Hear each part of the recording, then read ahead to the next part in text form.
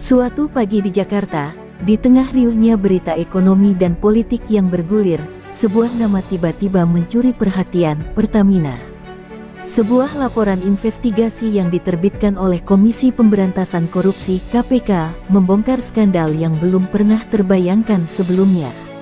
Menurut laporan itu, lebih dari 100 miliar dolar negara telah hilang begitu saja dalam proyek-proyek fiktif dan manipulasi anggaran yang melibatkan sejumlah pejabat tinggi di Pertamina, yang selama ini dianggap sebagai salah satu BUMN terpenting Indonesia. Skandal ini lebih dari sekadar penyelewengan kecil. Ini adalah pengkhianatan terhadap negara. Penyelidikan yang dilakukan oleh KPK mengungkapkan sebuah pola yang sangat terorganisir, sebuah jaringan mafia yang melibatkan pejabat, politisi, dan pengusaha besar. Di balik proyek-proyek energi yang seharusnya menguntungkan negara, mereka menyembunyikan aliran dana haram ke dalam kantong pribadi mereka. Namun, tidak hanya itu.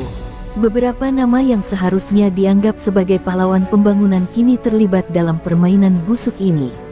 Mega, seorang mantan petinggi Pertamina yang kini menjadi pengusaha besar, menjadi salah satu tokoh kunci dalam konspirasi yang melibatkan kekuatan-kekuatan besar di dalam pemerintahan. Di ruang rapat KPK, ketegangan semakin terasa. Para penyelidik duduk di hadapan bukti-bukti yang lebih dari cukup untuk menjatuhkan mereka yang terlibat. Namun, di luar sana, media massa sudah mulai menggali informasi lebih jauh, dan dunia politik segera terpecah. Nama-nama besar mulai terungkap. Anggota DPR dari PDIP, yang seharusnya menjaga kepentingan rakyat, justru terlibat dalam persekongkolan busuk ini. Laporan yang dipublikasikan bukan hanya sekadar berita, ini adalah bukti hidup dari sebuah sistem yang telah lama membusuk dari dalam. Ketika skandal ini terbongkar, reaksi pertama yang muncul dari kalangan pejabat PDIP sangat mencolok. Mereka membantah keras keterlibatan partai mereka. Namun, di balik kata-kata manis itu, terlihat jelas adanya upaya untuk menutupi fakta. PDIP yang telah berkuasa di DPR sejak 2008 mencoba untuk mengalihkan perhatian publik dengan berbagai klaim. Mereka bersikeras bahwa ini adalah fitnah dan serangan politik yang ditujukan untuk melemahkan partai yang selama ini dianggap sebagai penguasa stabilitas Indonesia. Namun, rakyat tidak bisa dibohongi. Berita ini mulai merambat ke jalan-jalan dan rumah-rumah. Orang-orang mulai berbicara tentang sebuah sistem yang sudah terperosok jauh ke dalam kekuasaan yang korup, di mana BUMN yang seharusnya menjadi milik rakyat malah menjadi ladang subur bagi mereka yang berkuasa. Mereka merasa marah dan kecewa, merasa dibohongi bertahun-tahun oleh partai yang selama ini mereka percayai. Sebuah demonstrasi besar pun segera tercetus, dengan suara rakyat yang menggema di seluruh penjuru negeri. Di tengah gelombang protes itu, nama Prabowo Subianto, presiden yang baru saja terpilih, mulai mencuat sebagai satu-satunya pemimpin yang dianggap mampu melakukan bersih-bersih. Banyak yang berharap bahwa di bawah kepemimpinan Prabowo, negara bisa pulih dari korupsi yang telah merusak sistem dan perekonomian. Tetapi, sekaligus, ini menambah ketegangan di kalangan pejabat PDIP, yang merasa bahwa kekuatan mereka kini terancam. Mereka khawatir jika skandal ini terus berkembang, seluruh rezim yang mereka bangun sejak lama akan runtuh dalam sekejap. Ketika laporan ini mencapai puncaknya, rakyat Indonesia merasakan kegelisahan yang luar biasa.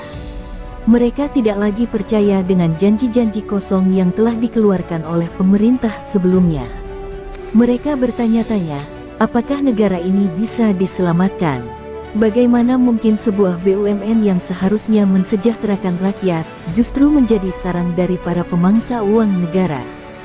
Dalam benak mereka, satu pertanyaan besar muncul: siapa yang harus bertanggung jawab?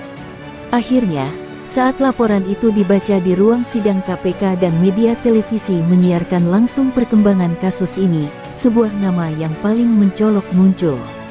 Mega, yang dulu dianggap sebagai orang yang berjasa dalam membangun Pertamina, kini menjadi simbol dari kejatuhan moral bangsa. Skandal ini tidak hanya merusak integritas Pertamina, tetapi juga menodai wajah pemerintahan yang sudah lama dianggap sebagai bagian dari masalah. Masyarakat mulai mendesak, menuntut keadilan, dan menantikan langkah selanjutnya dari Prabowo dan pemerintahannya yang baru. Di tengah gemuruh protes itu, sebuah pernyataan keras muncul, yang menegaskan korupsi Pertamina adalah bukti bahwa sistem ini sudah mati. Skandal yang meledak dengan gemilangnya semakin memanaskan suasana politik di Indonesia. PDIP, yang selama ini dianggap sebagai benteng kekuatan politik yang stabil, kini harus menghadapi kenyataan pahit. Tangan mereka, yang selama ini mengendalikan DPR, terbukti terlibat dalam praktek busuk yang merusak tubuh negara. Nama-nama besar mulai disebut-sebut di ruang sidang KPK, tak terkecuali anggota DPR yang dikenal sebagai pendukung setia PDIP. Mereka, yang selama bertahun-tahun selalu berbicara tentang kemakmuran rakyat, kini dicurigai sebagai bagian dari konspirasi besar yang menelan dana negara. Rakyat Indonesia, yang sudah terlanjur kecewa, tidak lagi bisa menahan kemarahan mereka. Protes besar-besaran meletus di berbagai penjuru Jakarta, dari Istana Negara hingga ke gedung DPR, suara rakyat menggema tanpa henti. Mereka menuntut penjelasan, mengapa partai yang selama ini mereka percayai justru berperan aktif dalam menjual aset negara demi kepentingan pribadi. Semua pertanyaan ini tertuju pada Megawati Soekarnoputri, Ketua Umum PDIP, yang selama ini dikenal sebagai tokoh besar di dunia politik Indonesia. Apakah ia tahu apa yang terjadi di bawah kendali partainya, atau justru diam karena turut meraup keuntungan? Namun, PDIP bukanlah pihak yang mudah menyerah. Mereka segera merilis pernyataan resmi yang menanggapi skandal tersebut, yang menyatakan bahwa mereka sama sekali tidak terlibat dalam praktik korupsi ini. Mereka menyebutkan bahwa kasus ini adalah operasi politik yang dirancang oleh pihak-pihak tertentu untuk menjatuhkan kredibilitas partai. Ini semua adalah permainan kotor dari pihak yang tidak ingin melihat PDIP terus memimpin, begitu kata salah satu juru bicara partai. Tapi, meskipun pernyataan ini keras, rakyat tidak terpengaruh. Mereka merasa terlalu banyak kebohongan yang telah ditelan selama bertahun-tahun. Kecurigaan terhadap PDIP semakin membesar saat sebuah laporan investigasi baru mengungkapkan bahwa sejumlah proyek yang melibatkan Pertamina ternyata mendapat restu langsung dari pejabat tinggi partai. Bahkan, beberapa legislator PDIP yang memiliki hubungan dekat dengan pejabat Pertamina terbukti menerima komisi besar dari transaksi-transaksi yang dilakukan. Nama Mega, yang sebelumnya menjadi simbol kesuksesan perusahaan, kini terlihat berlumuran dosa. Mega tidak hanya sekadar berbisnis, dia adalah penghubung antara dunia politik dan dunia usaha yang syarat dengan korupsi. Semua jalan menuju Pertamina tampaknya memang sudah dikuasai oleh mereka yang berpangkat tinggi di PDIP. Kondisi ini membuat partai semakin terjepit. Sementara protes rakyat semakin besar, PDIP tidak bisa lagi bersembunyi di balik pernyataan politik kosong. Ketegangan antara partai dan pemerintah semakin memuncak. Beberapa anggota PDIP mulai terlihat gelisah. Beberapa tokoh terkemuka partai yang sebelumnya tidak pernah terbuka dengan publik kini mulai menghindar, mencoba menjaga jarak dari skandal yang membayangi mereka. Ketakutan akan kehilangan kekuasaan di DPR semakin nyata. Bahkan, mulai ada desas-desus bahwa beberapa orang di dalam PDIP yang terlibat dalam skandal ini siap untuk mengkhianati partai demi menyelamatkan diri. Namun, di sisi lain, Prabowo yang baru saja dilantik sebagai presiden, merasa bahwa ini adalah saat yang tepat untuk mengambil langkah tegas. Ia mengeluarkan pernyataan yang tidak hanya mengejutkan, tetapi juga penuh tekad. Tidak ada tempat untuk korupsi dalam pemerintahan saya, tegas Prabowo dalam konferensi pers yang disiarkan langsung di televisi. Ia meminta agar penyelidikan terhadap Pertamina diperluas, dan semua pihak yang terlibat dalam penyelewengan dana negara segera ditindak. Rakyat yang mendengar pernyataan ini mulai merasa ada harapan. Namun, bagi PDIP, ini adalah pukulan telak. Jika Prabowo benar-benar menjalankan kebijakan bersih-bersih ini, maka peta politik Indonesia akan berubah total. Sementara PDIP berusaha keras untuk mencuci tangan, drama di parlemen semakin memanas. Fraksi-fraksi yang selama ini berada dalam koalisi dengan PDIP mulai merapatkan barisan dengan pihak oposisi, menciptakan celah bagi serangan politik yang semakin kuat. Rakyat semakin kritis, mereka mulai menuntut lebih dari sekedar janji manis, keadilan harus ditegakkan. Dan yang lebih mengejutkan lagi, suara-suara dari dalam PDIP sendiri mulai terbelah. Beberapa anggota partai mulai mempertanyakan kepemimpinan Mega, sementara yang lain merasa bahwa ini adalah kesempatan bagi mereka untuk merebut kekuasaan dalam PDIP dengan menanggalkan citra lama yang sudah rusak. Di tengah keributan yang melanda PDIP dan pemerintahan Prabowo, nama Mega kembali mencuat ke permukaan. Dulu ia dikenal sebagai figur yang berkuasa, seorang pebisnis ulung yang berhasil mengukir namanya di dunia korporasi. Namun, kini ia bukan lagi sekadar pengusaha sukses. Nama Mega, yang sebelumnya dihormati, kini terjerat dalam pusaran korupsi besar-besaran yang mengguncang negara. Skandal Pertamina, yang melibatkan penyalahgunaan dana rakyat, tidak bisa lagi disembunyikan. Mega, yang dulunya menjadi simbol kepercayaan masyarakat, kini dipandang sebagai perwujudan pengkhianatan terhadap negeri ini. Para penyelidik KPK menggali lebih dalam, dan mereka menemukan bukti-bukti yang mengerikan. Mega ternyata adalah otak di balik proyek-proyek fiktif yang mengalirkan uang negara ke kantong-kantong pribadi.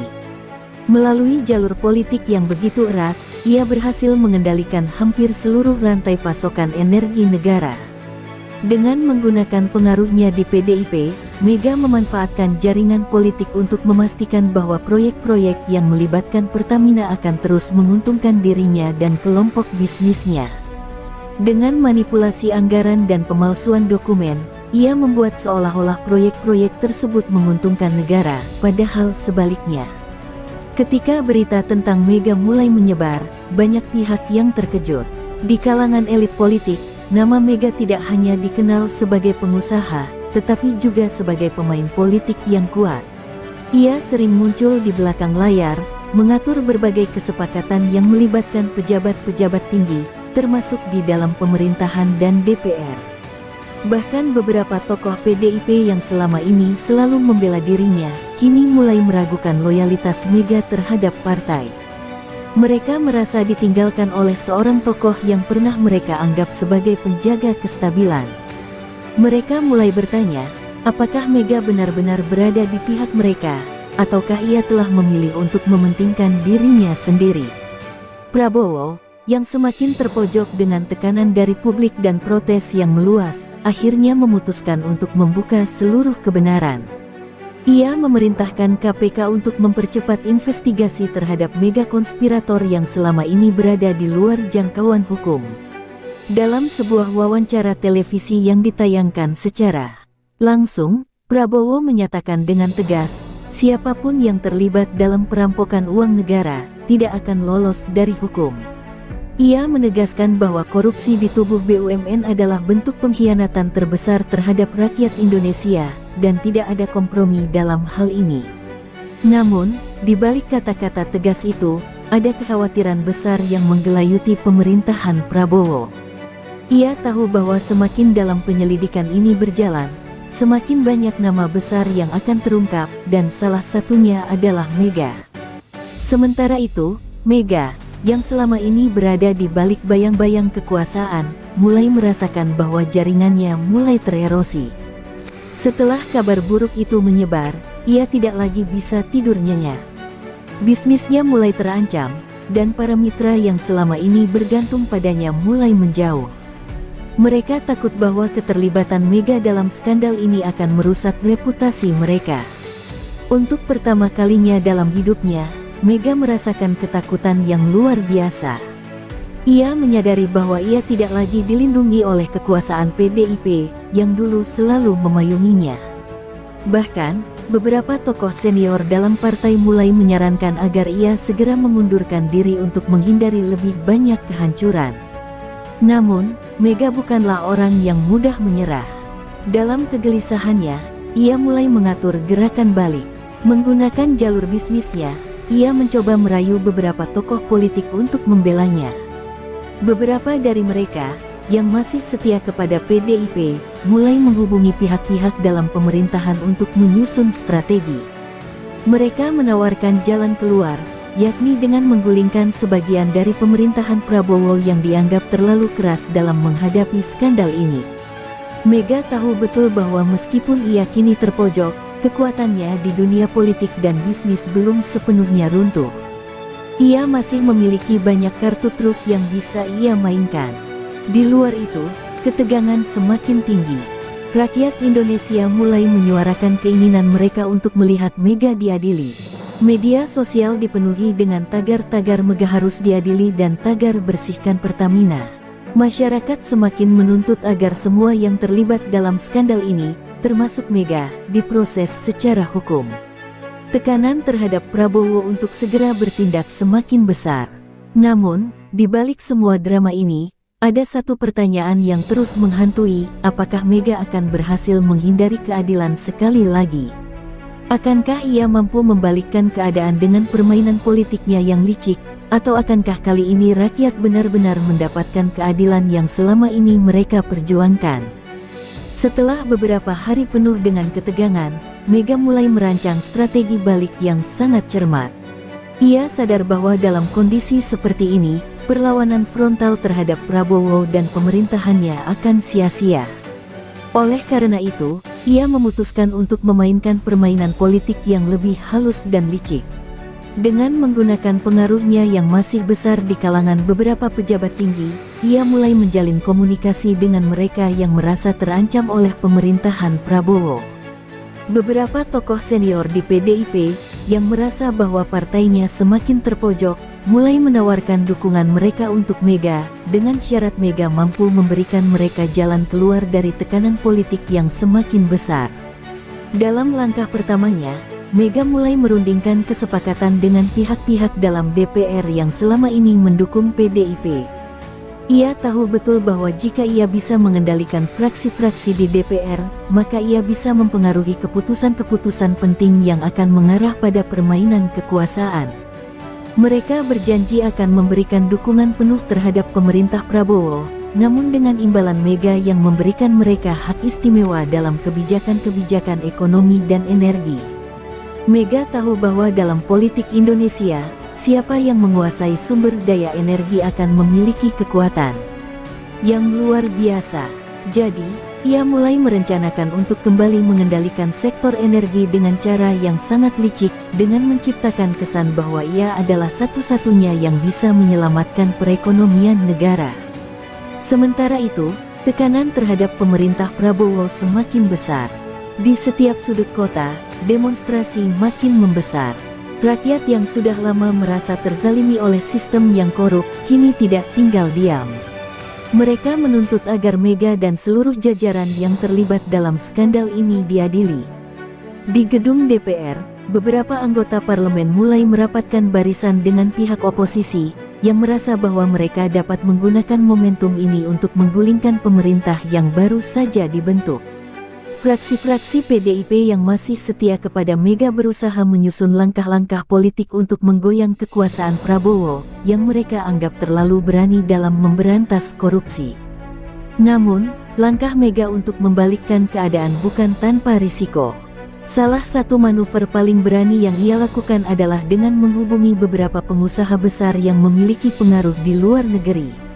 Mega menjanjikan kepada mereka bahwa jika ia kembali berkuasa, maka mereka akan mendapatkan akses penuh terhadap berbagai proyek besar di Indonesia, terutama yang melibatkan energi dan infrastruktur. Dalam pertemuan rahasia, Mega berbicara dengan nada penuh percaya diri, mencoba untuk meyakinkan mereka bahwa hanya dia yang dapat membuka peluang ekonomi besar di tanah air. Namun, ia tahu betul bahwa gerakannya ini sangat berbahaya. Jika pemerintah Prabowo mengetahui hal ini, maka itu akan menjadi bukti nyata bahwa Mega berusaha mengatur ulang peta politik dan ekonomi demi kepentingan pribadi.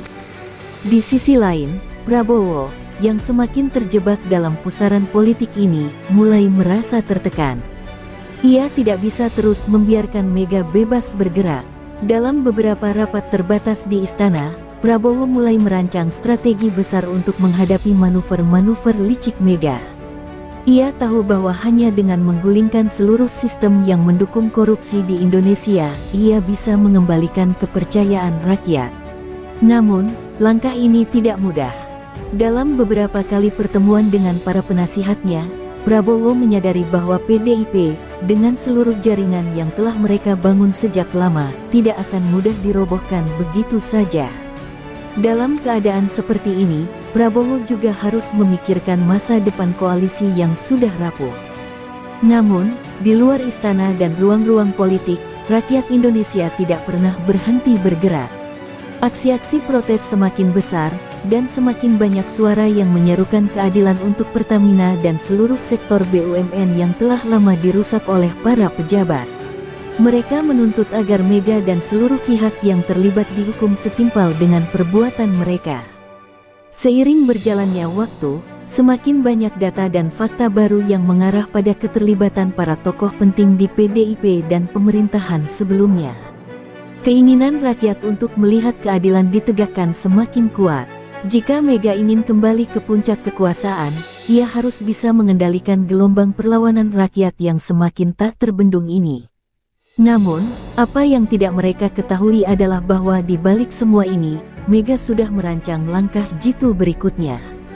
Dengan mengendalikan sebagian besar media, ia mulai menggiring opini publik ke arah yang lebih menguntungkan dirinya. Ia memanfaatkan ketidakpuasan rakyat terhadap Prabowo dan mulai menyebarkan kabar bahwa pemerintah yang baru justru tidak mampu mengatasi persoalan ekonomi negara. Dalam hatinya, Mega tahu bahwa permainan ini masih jauh dari selesai. Ia akan mempermainkan politik hingga akhirnya ia kembali menguasai Pertamina dan seluruh jalur bisnis yang menguntungkan. Tapi ia juga sadar bahwa meski ia punya kekuatan besar, keadilan yang dijunjung rakyat adalah lawan yang tak mudah dikalahkan. Semakin dalam Mega menyelami permainan politik yang licik, semakin ia terjebak dalam pusaran kebohongan yang tak bisa lagi dibendung. Dalam ruang gelap Istana Negara, Prabowo akhirnya menggelar pertemuan penting dengan para jenderal dan penasihat politiknya. Tugas mereka jelas, menggulung segala pengaruh yang masih dimiliki Mega dan menghentikan pergerakannya yang semakin mengguncang kestabilan negara. Prabowo tahu bahwa ia tidak bisa lagi membiarkan Mega terus bergerak bebas, karena setiap langkah Mega semakin mengarah pada konspirasi besar yang bisa menghancurkan seluruh sistem politik yang telah ia bangun. Sementara itu, Mega yang sedang merasa terpojok, mencoba mencari celah terakhir untuk melarikan diri. Ia tahu, jika Prabowo berhasil mengalahkan PDIP, maka karir politiknya akan berakhir dalam kehancuran. Dalam rapat tertutup di markasnya, Mega memutuskan untuk mengerahkan semua koneksi politik yang masih ada, termasuk dari luar negeri. Ia menghubungi tokoh-tokoh besar dari dunia bisnis internasional yang memiliki investasi di Indonesia dan menyarankan mereka untuk memberikan dukungan politik di balik layar.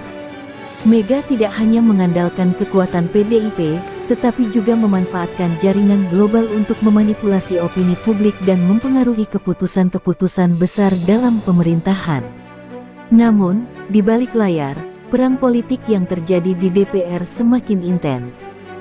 Fraksi-fraksi yang dulu mendukung Mega di PDIP kini mulai terlihat terpecah. Beberapa anggota parlemen, yang sebelumnya selalu berada dalam satu barisan dengan Mega, kini mulai berpihak pada pemerintahan Prabowo, terutama setelah mereka mengetahui betapa besar kerugian negara yang ditimbulkan oleh Mega dan konspirator-konspirator lainnya. Mereka yang merasa terancam oleh situasi ini mulai mengungkapkan bukti-bukti baru yang menunjukkan keterlibatan Mega dalam pengaturan proyek-proyek fiktif yang merugikan negara. Dengan bukti-bukti ini, mereka mulai mendorong agar Mega segera diproses hukum. Tekanan terhadap Mega semakin tinggi, namun ia tidak tinggal diam. Ia mulai menggunakan media untuk menggoyang opini publik. Dengan segala kekuasaannya di dunia maya, Mega mulai menyerang balik dengan narasi bahwa Prabowo telah disusupi oleh orang-orang yang ingin menghancurkan demokrasi dan membuat Indonesia terbelenggu oleh kepentingan asing. Ia menuduh pemerintahan Prabowo sebagai pemerintahan yang tidak berpihak pada rakyat dan hanya bekerja untuk kepentingan luar negeri. Mega tahu bahwa untuk membalikkan keadaan, ia harus meyakinkan rakyat bahwa Prabowo adalah musuh yang lebih besar, bahkan jika itu berarti ia harus menyebarkan propaganda dan kebohongan. Namun, semakin besar suara Mega di media, semakin kuat juga reaksi rakyat. Demo demi demo terus berlangsung di Jakarta dan di kota-kota besar lainnya. Rakyat tidak lagi bisa dibohongi. Mereka sudah tahu siapa yang selama ini menyalahgunakan uang negara untuk kepentingan pribadi. Dengan semakin banyaknya data yang bocor ke publik, suara keadilan mulai menggema semakin keras.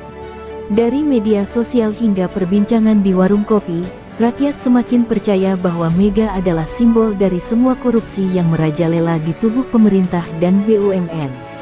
Mereka menuntut agar pemerintah mengambil langkah tegas terhadap siapa saja yang terlibat dalam skandal ini, tanpa pandang bulu.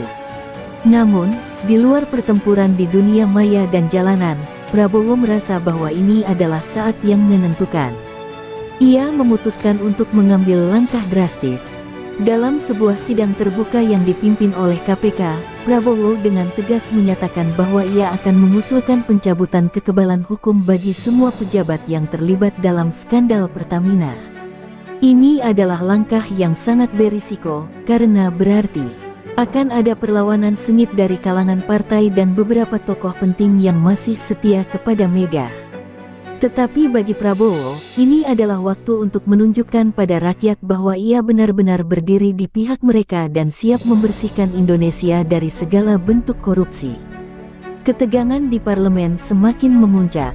Beberapa anggota DPR yang masih merasa terancam oleh Mega dan PDIP, mulai bergabung dengan barisan oposisi untuk menggulingkan kebijakan PDIP yang dianggap sudah usang.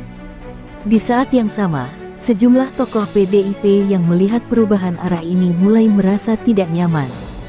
Beberapa dari mereka yang dulu mendukung Mega mulai memikirkan untuk merapatkan barisan dengan pemerintah demi keselamatan politik mereka sendiri.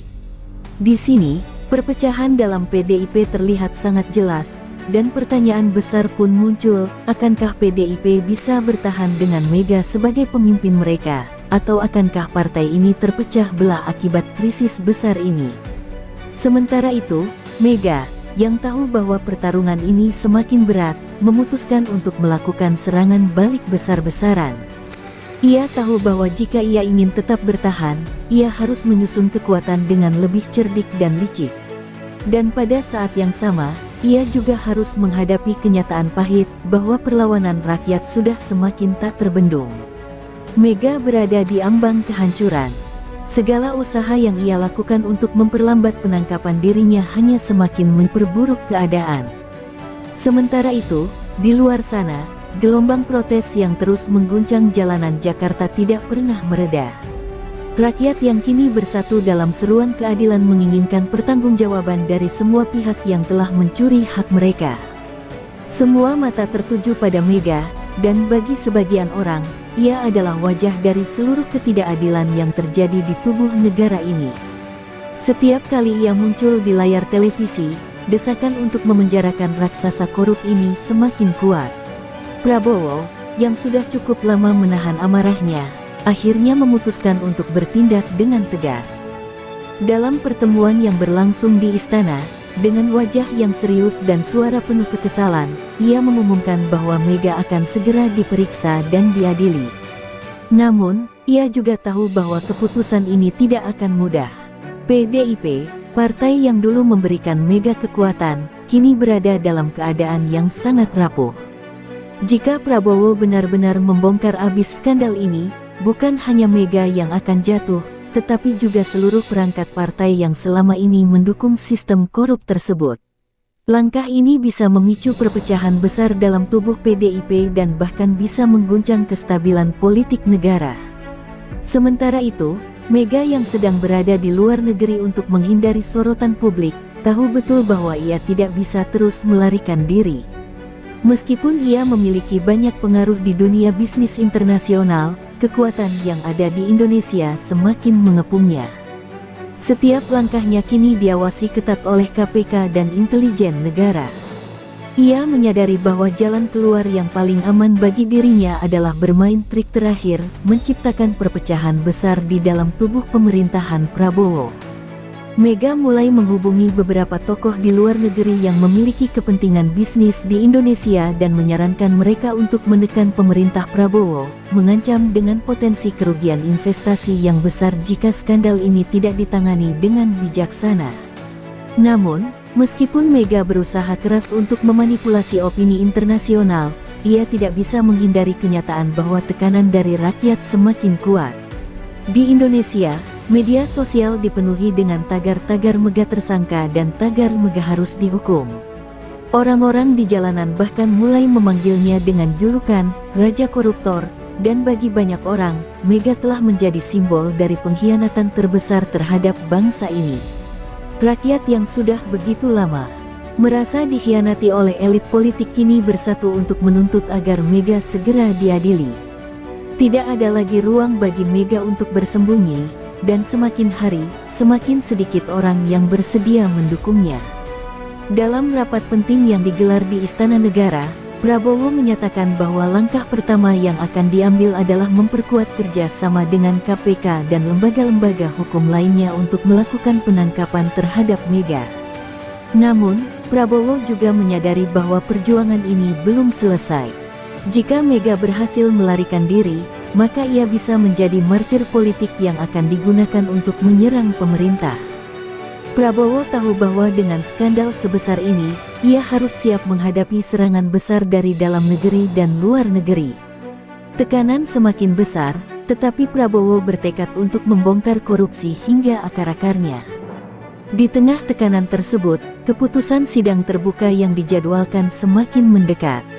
KPK memutuskan untuk mengungkapkan seluruh bukti yang telah mereka kumpulkan tentang keterlibatan Mega dalam mega korupsi di Pertamina.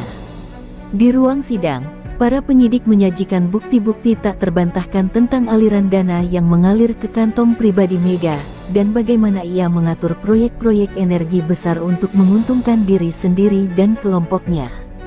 Keterangan saksi dan bukti transaksi yang terungkap membuat suasana sidang semakin panas. Publik yang menonton di luar sana, baik melalui televisi maupun di media sosial, semakin yakin bahwa Mega adalah aktor utama dalam perampokan negara ini. Namun, pada titik ini, ada satu hal yang mulai mengguncang pemerintah Prabowo. Mega, yang telah diprediksi akan jatuh, ternyata memiliki langkah terakhir yang tak terduga. Dalam sebuah manuver politik yang sangat berisiko, Mega mulai mengguncang lagi DPR dengan mengungkapkan bahwa beberapa pejabat tinggi dalam pemerintahan Prabowo juga terlibat dalam proyek-proyek korupsi lainnya yang melibatkan dana negara. Sebuah serangan balik yang besar, yang jika dibiarkan berkembang, bisa meruntuhkan seluruh dasar kekuasaan Prabowo. Mega tahu bahwa jika ia harus jatuh, maka ia akan membawa banyak orang bersama-sama, dan ini bisa menjadi akhir bagi semua yang terlibat dalam permainan politik yang penuh intrik ini. Kini, perang politik semakin sengit, dan nasib Mega, yang selama ini dianggap tak terjamah, bergantung pada satu hal, apakah rakyat dan pemerintahan Prabowo bisa bertahan dalam serangan balasan yang ia lancarkan. Akankah Mega berhasil menarik semua orang dalam jurang kehancuran yang ia ciptakan? Atau akankah ia akhirnya ditangkap dan diadili sesuai dengan keinginan rakyat? Keputusan-keputusan yang diambil dalam beberapa hari mendatang akan menentukan masa depan Indonesia dan apakah korupsi yang telah menggerogoti negara ini akhirnya akan dihentikan selamanya. Saat mega korupsi yang melibatkan Pertamina semakin terkuak, setiap hari terasa seperti ledakan yang menghancurkan fondasi politik Indonesia. Mega, yang telah menjadi pusat dari perbincangan publik, kini berada di ujung tanduk. Pemerintah Prabowo semakin menekan, dan rakyat yang sudah muak dengan kebohongan dan korupsi, menuntut agar langkah tegas diambil. Prabowo, yang sejak awal bertekad untuk membersihkan negeri ini, merasa semakin dekat dengan kemenangan besar. Namun, satu langkah salah bisa membalikkan keadaan. Pemerintahannya harus berhati-hati dalam menyikapi strategi licik Mega yang masih menguasai banyak pengaruh di dalam negeri dan luar negeri. Di tengah gempuran perlawanan dari rakyat dan tekanan politik yang semakin besar, Mega mulai menyiapkan perlawanan terakhir yang lebih mematikan. Ia memanfaatkan kelemahan Prabowo, sebuah perpecahan dalam koalisi yang semakin terbuka. Mega tahu bahwa meskipun Prabowo memegang kendali, koalisi yang mendukungnya tidaklah sekuat yang terlihat. Beberapa partai yang merasa terancam oleh reformasi yang dijalankan Prabowo mulai menyebar kebingungan. Mereka, yang terhubung erat dengan sistem lama dan para taipan yang mendanai partai, mulai membuka percakapan dengan Mega, menginginkan agar pemerintahan Prabowo digoyahkan. Di balik layar, Mega melakukan manuver politik yang licik, menawarkan kesepakatan untuk melindungi kepentingan mereka, menjanjikan kebebasan bagi mereka yang selama ini mendukung kebijakan-kebijakan korup. Dengan kedekatannya dengan tokoh-tokoh penting di luar negeri dan dana yang masih mengalir deras, Mega berhasil memainkan kartu terakhirnya. Dalam pertemuan tersembunyi dengan beberapa pengusaha besar, ia mulai merancang langkah besar untuk mengguncang ekonomi Indonesia. Mega, dengan keahliannya yang sudah teruji, memanfaatkan ketegangan dalam pemerintahan Prabowo untuk menyebarkan rasa takut terhadap kebijakan-kebijakan yang terlalu mendalam. Ia menebarkan kabar bahwa jika pemerintah Prabowo bertahan, maka seluruh sektor bisnis besar akan terganggu. Mega bahkan mengirimkan pesan-pesan kepada beberapa negara sahabat yang memiliki investasi besar di Indonesia, dengan harapan mereka akan memberikan tekanan balik untuk melonggarkan tangan pemerintah. Namun, Prabowo tidak tinggal diam. Ia, yang sudah terlanjur terbakar semangatnya untuk membawa Indonesia keluar dari belenggu korupsi, justru melihat ini sebagai titik balik bagi pemerintahannya. Ia tahu bahwa jika ia kalah dalam pertempuran ini, maka seluruh agenda reformasi yang ia perjuangkan akan sia-sia. Dalam rapat kabinet yang penuh ketegangan, Prabowo memutuskan untuk memperkuat barisan pertahanan. Ia menegaskan kepada para menteri dan jajarannya bahwa, meskipun Mega memiliki banyak kekuatan dan dukungan internasional, mereka tidak boleh mundur. Tidak ada jalan kembali, ini adalah perjuangan untuk masa depan Indonesia. Kita harus melawan hingga akhir, ujar Prabowo dengan suara keras, menegaskan tekadnya. Malam itu, sebuah langkah besar diambil. Prabowo memerintahkan KPK untuk melancarkan serangan besar-besaran, menggiring seluruh saksi dan bukti yang ada untuk menggali lebih dalam tentang keterlibatan Mega dalam korupsi terbesar di sejarah Indonesia. Dalam rapat terbuka yang dihadiri oleh seluruh media, KPK dengan tegas menyatakan bahwa mereka akan menuntut pertanggungjawaban tidak hanya kepada Mega, tetapi juga kepada seluruh jaringan yang ada di sekitarnya. Pengungkapan bukti-bukti baru yang semakin banyak menunjukkan keterlibatan pejabat tinggi di pemerintahan sebelumnya membuat situasi semakin memanas. Publik yang telah lama menunggu momen ini mulai merasa harapan mereka kembali terjaga. Masyarakat percaya bahwa keadilan akhirnya akan ditegakkan. Namun, serangan balik Mega datang dengan kekuatan yang jauh lebih besar.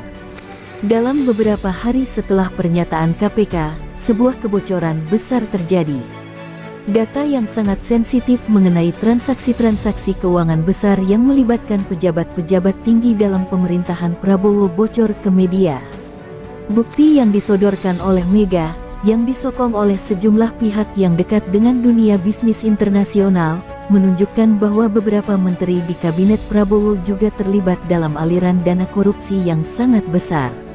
Mega mulai menggoyang kepercayaan publik terhadap pemerintahan Prabowo, menggambarkan mereka sebagai kelompok yang penuh kepentingan dan tidak lebih baik dari rezim sebelumnya. Semua ini dilakukan dengan cara yang sangat halus, namun sangat efektif. Mega tahu bahwa satu langkah lebih jauh bisa membuat rakyat terpecah dan menguntungkan dirinya.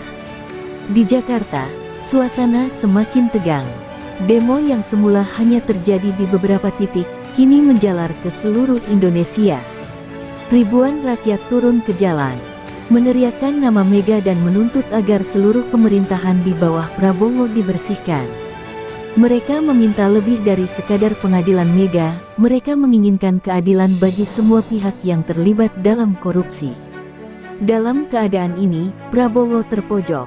Langkahnya yang selama ini berfokus pada pemberantasan korupsi kini menghadapi serangan multi-arah yang sulit diprediksi. Dengan dukungan rakyat yang semakin terpecah dan perpecahan dalam koalisi yang semakin terlihat, Prabowo harus segera mengambil langkah besar yang menentukan apakah ia akan bertahan atau runtuh bersama dengan kekuasaan yang telah dibangunnya. Namun, Mega yang merasa dalam posisi tertekan, tahu bahwa perang ini belum selesai.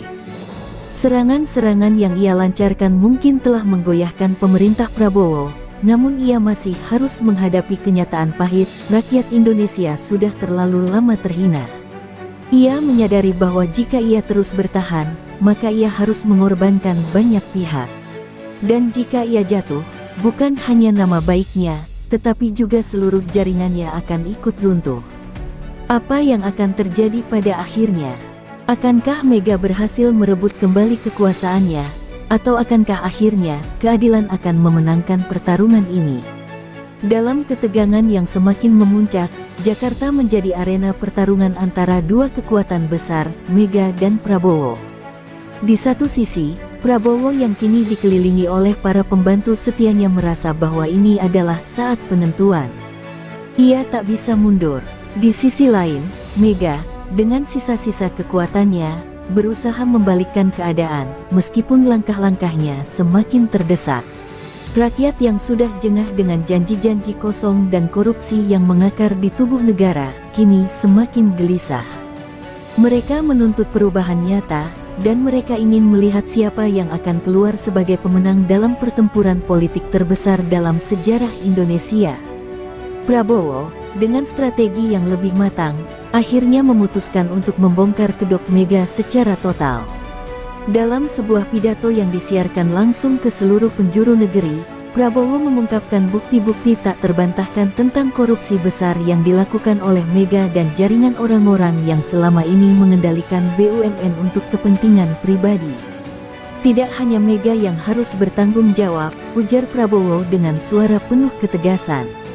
Seluruh sistem yang mendukung praktik kotor ini harus dihancurkan. Rakyat yang menonton di layar televisi mulai merasakan bahwa mungkin, hanya mungkin, perubahan yang mereka tunggu selama ini akhirnya tiba. Namun, ada ketegangan yang menggelayuti, karena mereka tahu bahwa pertarungan ini bisa berakhir dengan kehancuran. Namun, Mega tidak pernah menjadi sosok yang mudah terkalahkan. Setelah mendengar pidato tersebut, ia segera mengumpulkan para loyalisnya dalam sebuah pertemuan rahasia. Mega tahu bahwa untuk memenangkan permainan ini, ia harus melakukan serangan terakhir yang mampu mengguncang sistem yang dibangun oleh Prabowo. Ia mulai menggali kembali arsip lama, mencari bukti-bukti tentang transaksi ilegal yang melibatkan beberapa tokoh besar di pemerintahan saat ini. Dengan tujuan yang jelas, Mega berencana untuk mempermalukan Prabowo di hadapan rakyat dan dunia internasional. Ia menyebarkan informasi yang dapat menghubungkan Prabowo dengan beberapa bisnis besar yang merugikan negara, menambahkan bumbu gosip yang bisa membuat masyarakat terpecah. Jika aku jatuh, semua akan ikut jatuh, pikir Mega, mengukir strategi licik yang akan membuat semua orang terkejut. Sementara itu, di ruang sidang KPK, kasus Mega semakin panas. Hari-hari berlalu, dan semakin banyak bukti yang diajukan oleh pihak berwajib mengenai bagaimana aliran dana mengalir ke rekening pribadi Mega dan jaringannya. Di hadapan hakim, Mega tetap tenang, meskipun matanya memancarkan kegelisahan yang mendalam.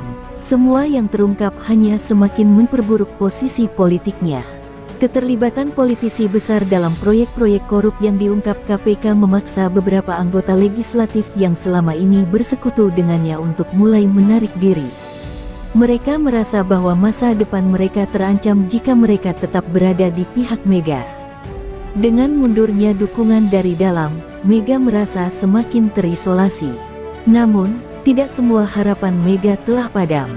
Di luar ruang sidang, ia menerima kabar bahwa ada sebuah aliansi yang sedang berkembang di dalam pemerintahan Prabowo. Beberapa anggota kabinet, yang selama ini terlihat setia, mulai menunjukkan tanda-tanda bahwa mereka tidak sepenuhnya mendukung kebijakan-kebijakan Prabowo. Mega mulai merasakan bahwa perpecahan dalam tubuh pemerintahan Prabowo semakin nyata. Dalam percakapan rahasia dengan beberapa tokoh penting di luar negeri, Mega menawarkan perjanjian damai, menjanjikan dukungan politik dan ekonomi bagi mereka yang membantunya menggulingkan Prabowo. Dia tahu bahwa dengan kekuatan politik yang masih dimilikinya, ia bisa membuat Prabowo kehilangan banyak sekutu yang sudah merasa jengah dengan tekanan politik yang semakin tajam. Rakyat yang semakin tak sabar melihat ketegangan ini mulai mengancam untuk turun ke jalan lagi. Namun, kali ini mereka tidak hanya menuntut keadilan, tetapi juga perubahan radikal dalam sistem politik Indonesia. Mereka menginginkan agar sistem yang telah lama korup ini dihancurkan dan digantikan dengan pemerintah yang benar-benar berpihak pada rakyat. Prabowo tahu bahwa, jika ia kalah dalam pertempuran ini, seluruh impian untuk membawa Indonesia maju akan hancur dalam sekejap. Namun, ia juga tidak bisa membiarkan negara ini kembali jatuh ke tangan mereka yang hanya mementingkan kepentingan pribadi. Ini adalah peperangan terakhir, ujar Prabowo dalam hati, menyiapkan langkah besar untuk menggulung semua pihak yang ingin mengkhianatinya. Di hari yang telah ditentukan, ketika pertemuan besar antara pemerintah dan pihak oposisi berlangsung, sebuah pengumuman mengejutkan tiba-tiba mengalihkan perhatian publik.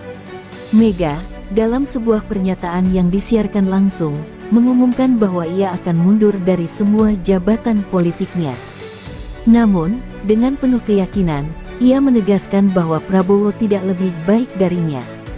Ia menyeret beberapa nama besar di pemerintahan Prabowo, menyebut mereka sebagai bagian dari sistem yang hanya mementingkan uang dan kekuasaan.